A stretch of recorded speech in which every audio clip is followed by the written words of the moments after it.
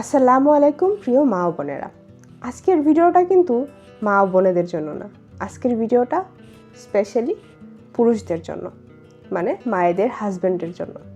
কারণ আমরা কিন্তু একটা ভিডিও করেছিলাম যে বলেছিলাম যে সন্তান না হওয়ার কারণগুলো নিয়ে, সেখানে বলেছিলাম মায়েদের সমস্যা নিয়ে। তাই আজকে সেই ভিডিওতে কিন্তু বলেছিলাম যে পুরুষদের সমস্যা আছে, সেটা অন্য ভিডিওতে বলবো, তাই না? তো সেই জন্য আজকে হাজির হয়ে গেছি পুরুষদের যে কী সমস্যা রয়েছে সেগুলো নিয়ে। সন্তান না হওয়ার কারণ কিন্তু বেশিরভাগ সবাই কিন্তু দায়ী করে মায়ের জন্য, মায়ের উপর দায়টা করে, মানে সব দোষ মার। অ্যাকচুয়ালি তা কিন্তু না। 40-50% সমস্যা কিন্তু পুরুষদেরও থাকে। হ্যাঁ, এইটাই বাস্তব। 40-50% সন্তান না হওয়ার কারণ কিন্তু পুরুষদের উপরও দায় থাকে।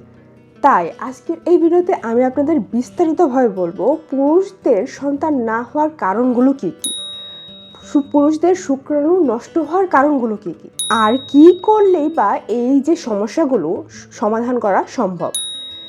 তাই বলবো ভিডিওটা শেষ পর্যন্ত দেখবেন, কারণ এই ভিডিওর মাধ্যমে পুরুষদের জীবন বদলে যাওয়ার কথা বলে দিব।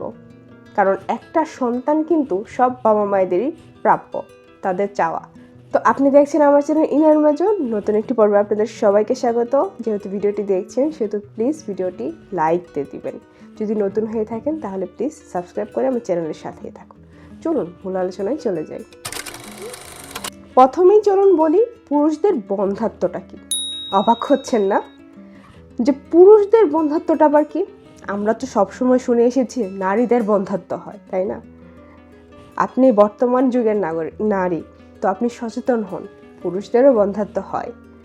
পুরুষদের বন্ধাত্ব হলে অনেক ধরনের সমস্যা এগুলো দেখা দেয়। যেমন শুক্রাণুর সংখ্যা কমে যায়, শুক্রাণুর গতি কমে যায়, শুক্রাণুর মান কমে যায়। আর শুক্রাণুর আকৃতি যদি ঠিক না থাকে এবং এই শুক্রাণুগুলো যদি সঠিকভাবে কাজ করতে না পারে, তার মানে হচ্ছে একজন পুরুষের সমস্যা রয়েছে। আর এইগুলোকেই মূলত বলা হয় মেল ইনফার্টিলিটি, মানে পুরুষদের বন্ধাত্ব। শুক্রাণু নিয়ে কিছু কারণ রয়েছে, চলুন আপনাদের সেগুলো বলি। এই যে বললাম শুক্রাণুর সংখ্যা কম, শুক্রাণুর গতি কম, শুক্রাণুর আকৃতি, এগুলো নিয়ে আপনাদেরকে একটু বিস্তারিতভাবে বলি, তাতে আপনাদের বুঝতে সুবিধা হবে। প্রথমে যদি বলি সেটা হচ্ছে শুক্রাণুর সংখ্যা কম নিয়ে। দেখেন, স্বাভাবিকভাবে প্রতি মিলিমিটার বীর্যে 15 মিলিয়নের মতো শুক্রাণু থাকা উচিত। এর চেয়ে যদি কম থাকে তাহলে কিন্তু গর্ভধারণের সম্ভাবনা হয় না, মানে গর্ভধারণ হয় না। আচ্ছা, তাহলে এখন জানা দরকার যে এই শুক্রাণুর সংখ্যা কেন কম হয়, তাই না? শুক্রাণুর সংখ্যা কম হয় আপনি যদি ধূমপান করেন, অতিরিক্ত মানে ধূমপান করেন, মদ পান করেন, কিংবা আপনি অপুষ্টিকর খাবার খান, আর আপনার হরমোনের যদি কোনো সমস্যা থেকে থাকে, আর মোস্ট ইম্পর্টেন্টলি আপনি যদি মানসিক চাপে থাকেন। শুক্রাণুর গতি কম। হ্যাঁ, শুক্রাণুর যদি গতি কম হয়, শুক্রাণু যদি যাওয়ার পথেই যদি মাঝপথে থেমে যায়, তাহলে কিন্তু গর্ভধারণ সম্ভব হয় না। কারণ শুক্রাণুকে কিন্তু ডিম্বাণু পর্যন্ত পৌঁছে সেই ডিম্বাণুর ভিতর প্রবেশ করতে হবে, তাই না? যদি নাই প্রবেশ করতে পারে, নাই যেতে পারে, তাহলে কিভাবে গর্ভধারণ হবে? শুক্রাণুর আরেকটি সমস্যা হচ্ছে শুক্রাণুর আকৃতিগত সমস্যা নিয়ে। দেখেন, শুক্রাণুরে কিন্তু আকৃতি আছে, তার মাথা, লেজ এবং তার শরীরের গঠনটা যদি ঠিক মতো না হয়, তাহলে কিন্তু সে ডিম্বাণুতে প্রবেশ করতে পারবে না। সেই ডিম্বাণু পর্যন্ত পৌঁছাবে ঠিকই, কিন্তু ডিম্বাণুর ভিতর প্রবেশ করতে পারবে না, যার ফলে কি হবে? গর্ভধারণ সম্ভব হয়ে ওঠে না। এখন বলি পুরুষদের সেই হরমোনজনিত সমস্যাটা কি।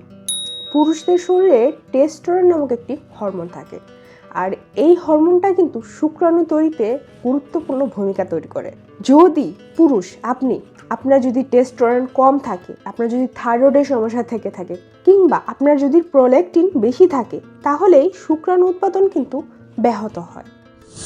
এছাড়া জীবনযাপনের খারাপ অভ্যাসও কিন্তু ভালো শুক্রাণু তৈরিতে বাধা দেয়। কিভাবে জানেন? এই ধূমপান কিন্তু আপনার শুক্রাণুর সংখ্যা কমিয়ে দেয়, প্লাস শুক্রাণুর যে গুণগত মান রয়েছে সেটাও কমিয়ে দেয়। প্লাস তাই বলবো ধূমপান থেকে এড়িয়ে থাকবেন, অন্তত সন্তান যখন নিতে চাবেন তখন। আর একটা হচ্ছে মদ্যপান। এই যে মদ পান বা অ্যালকোহল, এগুলো কিন্তু পুরুষদের অনেক আকর্ষণের জায়গা। তো এইগুলো কিন্তু আপনার যে টেস্টোস্টেরন রয়েছে সেটা কিন্তু কমিয়ে দেয়। তাই বলবো প্রেগনেন্সির সময় মানে যখন আপনারা সন্তান ধারণের জন্য চেষ্টা করবেন, অন্তত তখন এই ধূমপান এবং মদ পান এগুলো থেকে দূরে থাকবেন। মোবাইল ও ল্যাপটপের ব্যবহার, অবাক হবেন না, হ্যাঁ, মোবাইল পকেটে যখন রাখেন মোবাইলের একটা কিন্তু তাপ সৃষ্টি হয়। আর ল্যাপটপ আপনি যখন কুলে নিয়ে ল্যাপটপ চালান তখন কিন্তু সেখানে একটা গরম হাওয়া বের হয়। এই যে গরম একটা হাওয়া, এগুলো কিন্তু আপনার শুক্রাণু নষ্ট করে দিতে পারে, জানেন কি? আপনি এগুলো থেকে একটু নিজেকে সেফ রাখবেন। আরেকটি আছে টাইট আন্ডারওয়্যার। টাইট প্যান্ট বা আন্ডারওয়্যার অন্ডকোষের তাপমাত্রা বাড়িয়ে দেয়, যা শুক্রাণুর জন্য কিন্তু অনেক ক্ষতিকর। এ তো গেল শুক্রাণুর কথা।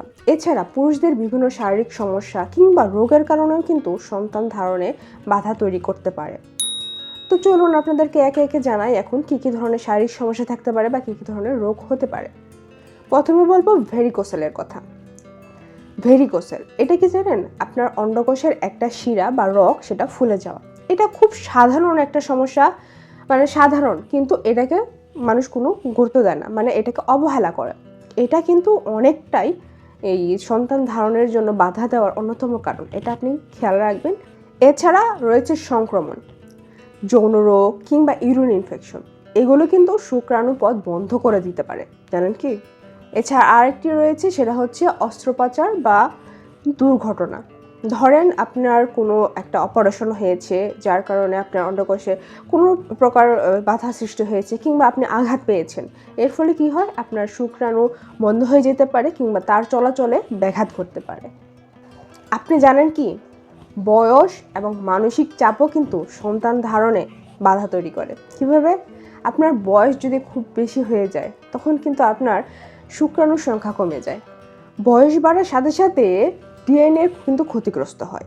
আর অতিরিক্ত মানসিক চাপের কারণে আপনার যে হরমোনগুলো রয়েছে সেই হরমোনের ভারসাম্যটা নষ্ট হয়ে যায়।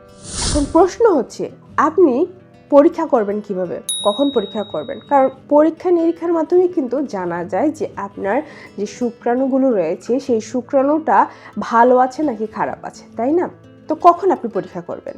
আপনি মানে আপনারা দম্পতিরা যদি 1 বছর চেষ্টা করার পরও গর্ভধারণ সম্ভব না হয়, সন্তান না হয়, তাহলে আপনার টেস্ট করতে হবে, বীর্য পরীক্ষা মানে সিমেন অ্যানালাইসিস পরীক্ষাটা করা তখন জরুরি। এটা খুব সহজ একটা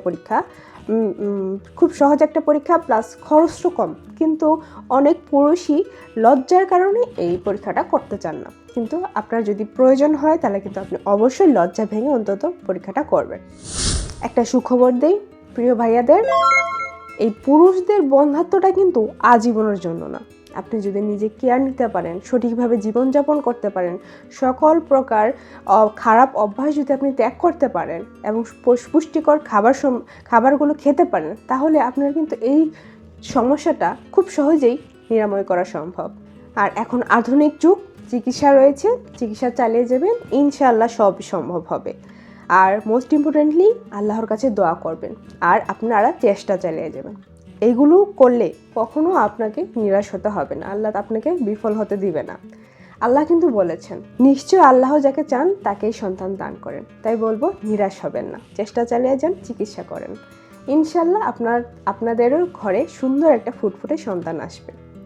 তো আশা করি আজকের এই ভিডিওটা আপনাদের ভালো লেগেছে, স্পেশালি ভাইয়াদের অনেক উপকারে এসেছে। তো ভালো লাগলে কিন্তু অবশ্যই লাগিয়ে দিবেন। আর যদি কোনো প্রশ্ন থাকে সেটা কমেন্টে জানাতে পারেন, উত্তর দেওয়ার চেষ্টা করবো ইনশাআল্লাহ। আর যারা নতুন দেখছেন আজকের ভিডিওটি, প্লিজ সাবস্ক্রাইব করে আমার চ্যানেলের সাথেই থাকুন। তো দেখা হবে পরবর্তী ভিডিওতে, ততক্ষণ পর্যন্ত ভালো থাকবেন, সুস্থ থাকবেন। আল্লাহ হাফেজ, আসসালামু আলাইকুম।